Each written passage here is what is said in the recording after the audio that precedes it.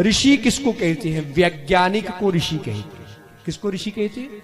Scientist को। ऋषि शब्द से ही रिसर्च शब्द बना है।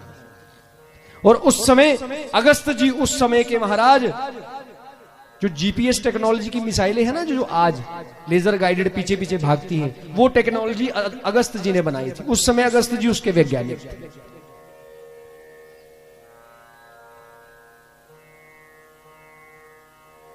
और महाराज उस समय भी हम कहते थे रावण पुष्पक विमान से चलता है जो हवा में, और लोग कहते हैं जा मजाक, 18वीं सदी में 17वीं सदी में। तो आज जब जहाज उड़ रहे हैं तो बताओ, हमारे पास कल्पना थी तभी तो।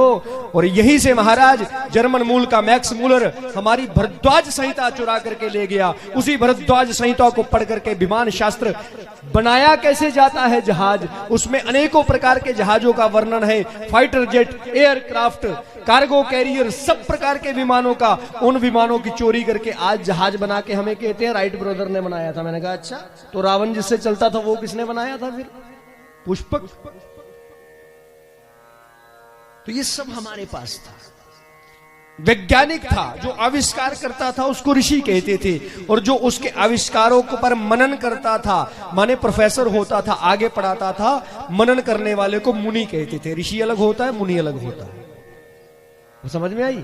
मुनि माने प्रोफेसर यूनिवर्सिटी का, और ऋषि माने scientist, senior scale scientist, junior scale scientist. इनमें भी कैटेगरियां थी, ऋषि, महर्षि, ब्रह्म ऋषि, राज ऋषि, ये कैटेगरीज थी। कोई एचओडी, कोई सीनियर प्रोफेसर, एसोसिएट प्रोफेसर, ऐसे ऐसे इनमें भी कैटेगरी होती थी। तो ये हमारा बड़ा सुंदर कल्पना थी। इसको आज लोग समझा नहीं रहे। आजकल लोग इसी ऐसे ही ले जाते हैं, पाखंड में ही ले जाते हैं कि हमारे ऋषि थे, वो दिन रात माला फेरते। कभी नहीं फेरी विश्वामित्र जी, संधान ही करते थे जब करते थे।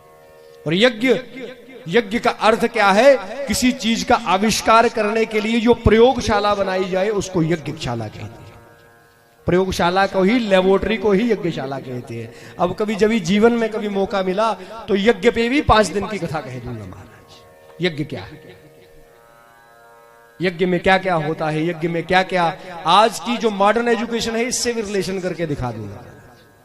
और होगी भी, यूट्यूब पे काफी वीडियो मेरी पड़ी है यज्ञ के ऊपर भी, आविष्कारों के ऊपर भी, सबके ऊपर पड़ी है हमारी।